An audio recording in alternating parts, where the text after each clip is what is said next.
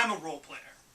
I love pretending I'm someone else, somewhere else, sometime else. I love kicking in doors, searching for traps, slinging spells, saving fey queens, and collecting ancient treasures. I love playing, but more than I will ever love playing Dungeons & Dragons, I love running the game. I love being the dungeon master. I love to DM. Most people don't understand the subtleties of being a DM. When I explain the office to people, I can see the lack of understanding in their faces. Usually I have this conversation. Well, I run the monsters, and then they'll be like, oh, you're playing against them. I'll be like, no, not really. I run the NPCs too. Wait, you're letting them win? No, you don't really win D&D. Oh, so why would you play it?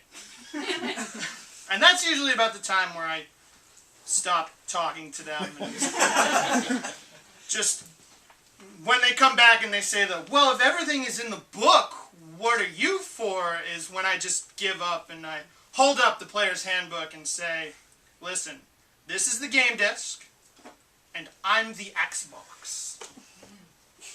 I mean, how do you explain to somebody that you're ally, antagonist, passive observer, active narrator, and judge all rolled into one? The first time I ran a game was a complete disaster. I had no idea what I was doing. The players dominated me. It was all ums and ahs and shuffling through books. And I'd use one of those published adventures, Heathen. It was called Heathen.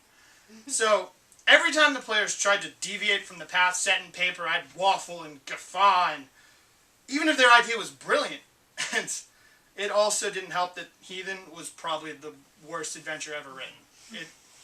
It was so convoluted, and I think the players would get hired to find this paladin of Palor, who they then find halfway through the adventure, but at the end he's like, whoops, just kidding, I'm a paladin of Bane now, I'm gonna kill you, which didn't make sense. And then there was a fight in there somewhere that you couldn't actually get to.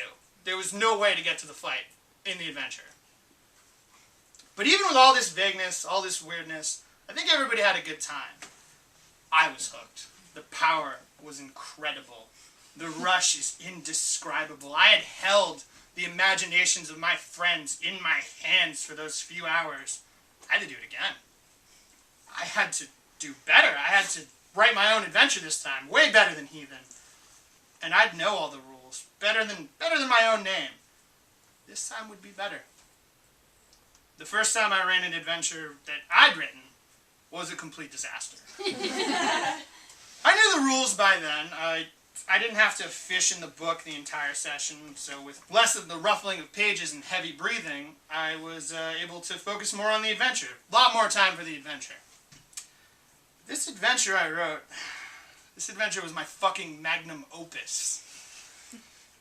I don't even remember it now. It was something about a lost temple to a forgotten god, and there was this thick plot full of legend, intrigue, and betrayal, and all of it was really lofty and heady and incredibly pretentious. I'd prepared for every eventuality, because I knew players would mess it up. I'm the one who goes through the sewers instead of bribing the guard. I'm the one that slices off the head of the creature we're supposed to talk with. I am that guy. So I knew one of them was going to be that guy. So I was ready for that guy. Players saw none of it. They fought through the battles I'd written and completed their quest, but they missed all those little touches that I'd spent all that time writing. So I spent half the session trying to entice them into rooms that they didn't even need to go into. Like, no, if you go into that room, do we need to go into it? Well, not really, but then you'll learn about the whole temple. Where's the treasure? It's down the hall. They simply weren't interested, and I'd overwritten and found myself slightly disappointed.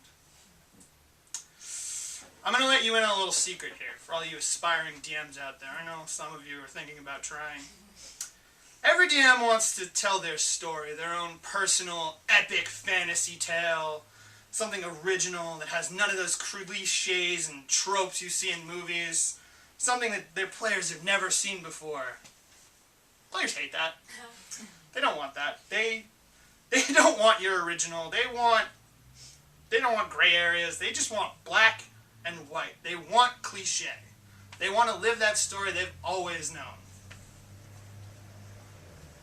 After the travesty of my first adventure, I was fully hooked. There was no going back. I realized that if I wanted to tell a story, a real story, I was going to need more than an afternoon. I was going to need to run an ongoing campaign. Writing a campaign is probably the most addictive thing I've ever done. It's building this incredible world with your friends. You can't put it into words until you've actually done it. If you don't have a point of reference, I could never describe it to you. You just have to trust me when I tell you that you gotta try D&D. And I hear it compared to a lot of things. Video games, theater, cults. But I like to think of it as playing with Legos.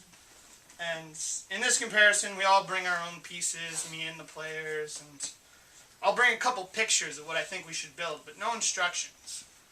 And we'll all just play, just make something together.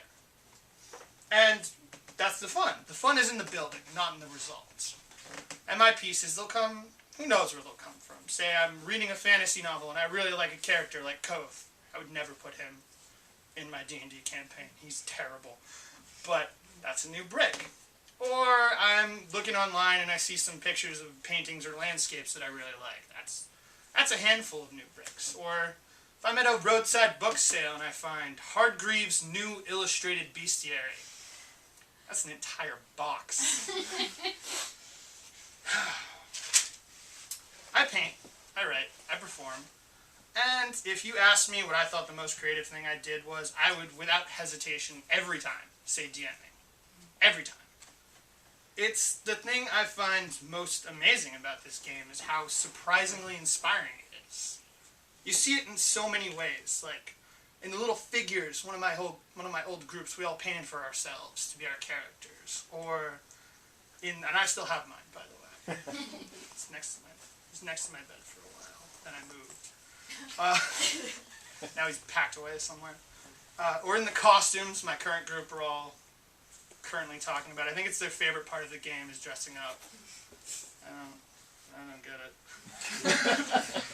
Or in my friend, this reserved father of two, who's a computer programmer, and he'd never really gotten into the game. He was more into it for the game aspect, but then like one time we had this just absolutely magical session, and we were all caught up in it. Like none of us were sitting. We were all fully invested. We were all our characters. We weren't playing a game anymore.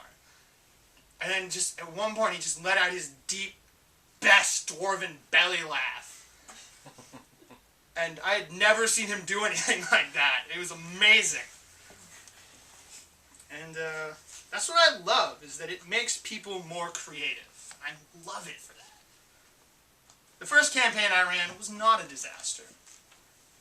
I mean, my players still rave about how awesome it was having an English major for a DM. My best friend and I still reference it when we get together. Like, the time one of the players in the group killed another player. Twice. In the same situation. With the same spell. Same guy, too. Twice.